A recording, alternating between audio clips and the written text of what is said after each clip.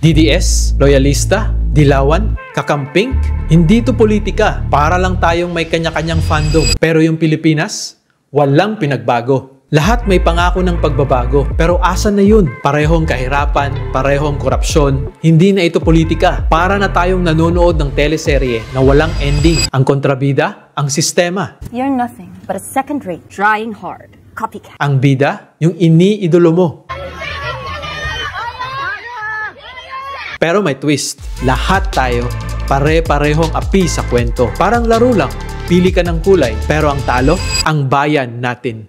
Paano kung tigilan na natin ang pagiging panatiko? Paano kung resulta ang hanapin, hindi personalidad? Ang mga politiko, dumarating at umaalis. Pero tayong mamamayan, tayo ang naiiwan. Panahon na para tayo naman ang magsulat ng ending. Madaling maging panatiko, pero ang tunay na laban ay hindi sa pagitan ng DDS, loyalista, dilawan o kakamping.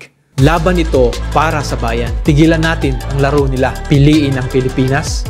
Piliin ang kinabukasan ng mga anak mo, hindi ang idolo mo.